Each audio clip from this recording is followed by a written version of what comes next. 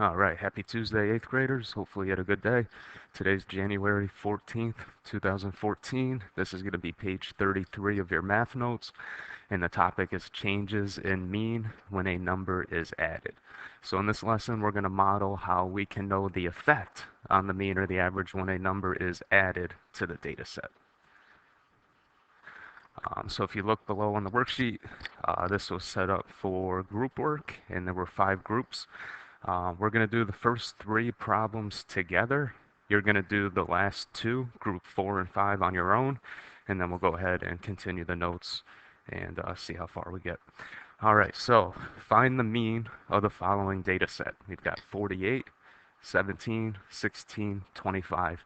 And then it's going to have us find the new mean if 31 is added to that data set. So first, we would have to figure out the old mean for that set of numbers. Then we identify that we're adding the number 31 to that set, and then we'll figure out what that new average is.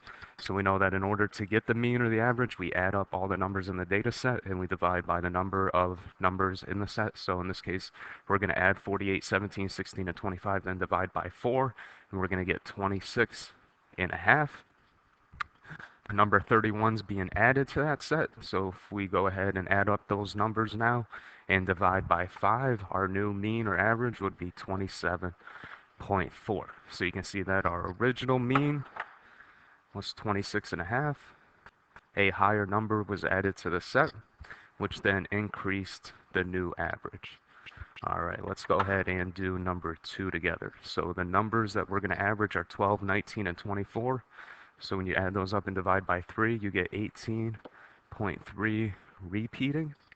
And we're going to add the number 17 to the set. So that's a number lower than the original average, so our new average should go down.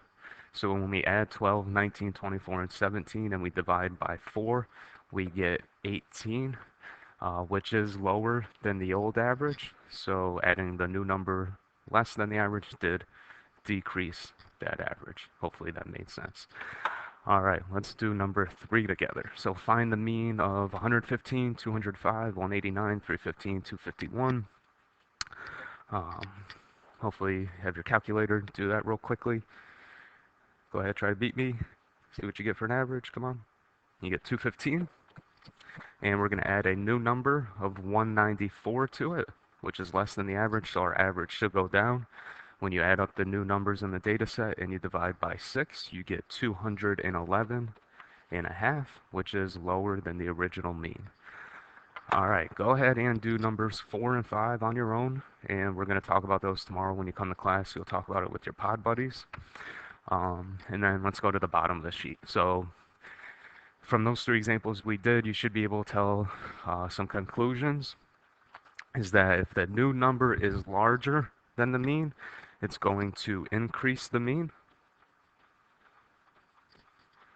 If the new number is lower than the mean, then it's going to decrease it. And if the new number is equal to the new mean, or to the mean, it actually won't change the mean.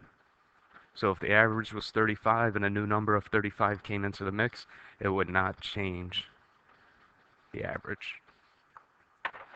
All right, let's go flip to the next page. So let's do these here. There's 1, 2, 3, 4, 5. We'll do the first 3 together, and then you'll do numbers 4 and 5 on your own.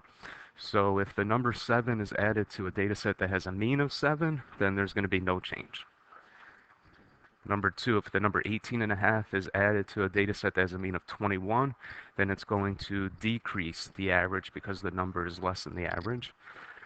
And then for number 3, if the number 146 is added to a data set that has a mean of 145, it will increase the mean because the new number is greater than the mean.